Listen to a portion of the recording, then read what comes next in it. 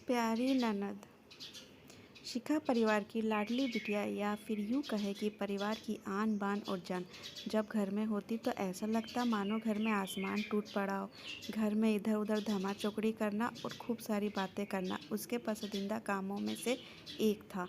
शिखा के दादाजी शिखा को बहुत प्यार करते थे, लेकिन आजकल उन्हें शिखा की एक चिंता और खाए जा रही थी और वो थी शिखा की शादी की चिंता। बस दादाजी अब हर परिवार में शिखा का ससुराल ढूंढते, लेकिन शिखा को शादी के नाम से ही इतनी चिढ़ थी कि शादी का नाम सुनते ही वह गुस्सा होकर मुंह फुलाकर दूसरे कमरे में बैठ जाती। खैर, थोड़ी देर में उसका खुद ब खुद उतर जाता गुस्सा और वो वापस अपनी धमा चौकड़ी में व्यस्त हो जाती।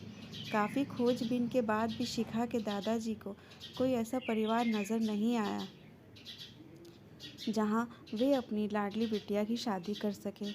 इसलिए उन्होंने अपने बचपन के दोस्त से इस बारे में राय लेने का निश्चय किया।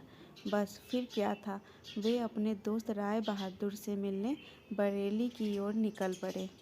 अगले दिन जब वह बरेली पहुंचे तो राय बहादुर ने स्टेशन पर ही उनके लिए गाड़ी भेज दी थी।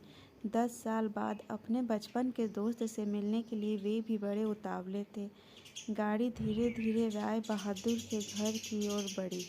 बड़ा सा बंगलो, बंगलों के आगे बगीचा, गाड़ियाँ और नौकर चाकर देख दादाजी का मन खुशी से भर गया। इन 10 सालों में राय बहादुर ने कितनी तरक्की कर ली, नहीं तो 10 साल पहले राय बहादुर के पास था ही क्या। बस यही सब सोचते सोचते शिखा के दादाजी अपने दोस्त के बंगलो पहुंच ही गए। राय बहादुर घर के बाहर अपने दोस्त के स्वागत के लिए आ गए थे। अपने दोस्त को गले लगाकर वे दादाजी को अंदर ले गए। घर अंदर से भी काफ़ी शानदार था। अपने दोस्त की संपन्नता को देख शिखा के दादाजी भी फूले नहीं समाये। चाय नाश्ता के बाद राय बहादुर ने उनके खास दोस्त से आने का कोई खास कारण पूछा। दादाजी ने पोती की शादी के लिए एक अच्छा सा परिवार ढूंढने की काम सौंपते हुए बिटिया का फोटो राय बहादुर के हाथ में सौंप दिया।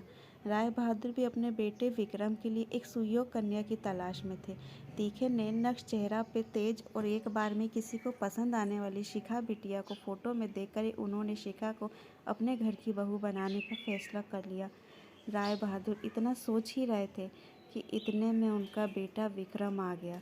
विक्रम ने दादाजी के पैर छुए और हालचाल पूछने के बाद ऑफिस की ओर निकल गया। विक्रम के जाने के बाद राय बहादुर ने अपने दोस्त से विक्रम और शिखा के संबंध के लिए पेशकश की।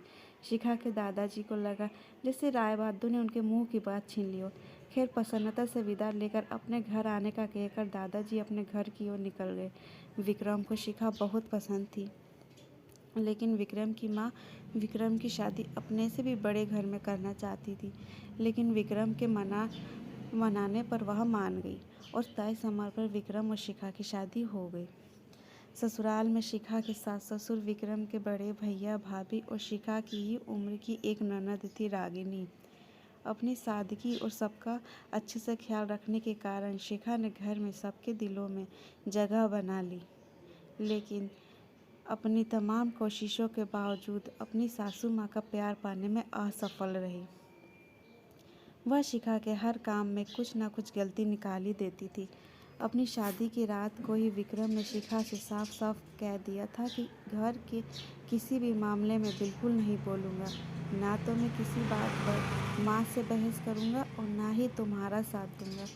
तुम्हें अपनी समझदारी से ही काम लेना होगा। लेकिन शिखा की लाख कोशिशों के बावजूद भी सासू माँ के व्यवहारों में कोई परिवर्तन नहीं आ रहा था। शिखा की ननद जरूर उसकी माँ से शिखा भाभी के प्रति इस तरह के व्यवहार पर उलझ जाती, लेकिन इससे भी केवल बात बढ़ने के अलावा कुछ नहीं होता। इसी तरह करीब 1 साल निकल गया। शिखा और विक्रम को जुड़वा बेटियां पैदा हुई। यह समय शिखा के लिए अग्नि परीक्षा का समय था। शिखा का दर्द शिखा के लिए आंसू बन गया था। ससुराल में शिखा को संभालने वाला कोई नहीं था और विक्रम और उनके पापा ने शिखा को अपने मायके भेजने के लिए पहले ही मना कर दिया था। एक दिन रागिनी कॉलेज से आई तो उसने सभी को कॉलेज के सालाना कार्यक्रम में आने के लिए कहा और यह भी कहा कि कॉलेज में उसकी 2 प्रस्तुतियां हैं, इसलिए आप सभी का चलना बहुत ज़रूरी है। खैर, ना चाहते हुए भी शिखा को अपनी दोनों जुड़वा बेटियों के साथ रागिनी के कॉलेज जाना पड़ा। कार्यक्रम की शुरुआत में गीत संगीत की कई प्रस्तुतियां हुई। उसके बाद मॉडलिंग राउंड शुरू हुआ। दर्शकों ने तालियों के साथ सभी का उत्साहवर्धन किया। मॉडलिंग में रागिनी ने भी हिस्सा लिया था और आखिरी राउंड में रागिनी के साथ 4 और लड़कियों को सिलेक्ट किया गया, जहां सभी से जज द्वारा एक एक सवाल पूछकर विजेता घोषित करना था। सवाल जवाब का दौर शुरू हुआ। इसी कड़ी में जज साहिबा ने रागिनी से सवाल पूछा, अगर घर में तुम्हारी माँ और भाभी में से किसी एक का साथ देना हो तो तुम किसका साथ दोगी? पूरे सदन में खामोशी छाई थी। सभी रागिनी के जवाब की प्रतीक्षा कर रहे थे। तभी रागिनी ने थोड़ा आगे बढ़कर कहा, अगर भाभी सही हो तो अपनी भाभी का। जज साहिबा ने आगे पूछा, क्यों? रागिनी ने जवाब दिया, क्योंकि मुझे भी कल किसी की भाभी बनना है। जवाब सुनते ही पूरे सदन में तालियां गूंज उठी। सभी रागिनी की सोच और उसके सटीक जवाब की प्रशंसा कर रहे थे। रागिनी को विजेता घोषित किया गया। सभी से कुछ कहने के लिए माइक थामते हुए, हर बेटी अपनी माँ से बहुत प्यार करती है और माँ भी अपनी बेटी के दिल के सबसे करीब होती है। इसी तरह हमारे घर की बहुएं भी तो किसी की बेटियां हैं। आज हम किसी की बेटियां हैं, कल से किसी की भाभियां और बहुएं बनेंगी। जवाब सुनते ही पूरे सदन में तालियां गूंज उठी। सभी रागिनी की सोच और उसके सटीक जवाब की प्रशंसा कर रहे थे। अगर कल से हमें कुछ दुख हुआ तो हमारी माँ को भी दुख होगा, और इसी तरह हमारे घर की बहू को दुख होगा तो उनकी माँ को दुख पहुँचेगा। और इस दुनिया में किसी भी इंसान को किसी की भी माँ को दुख पहुँचाने का कोई हक नहीं है।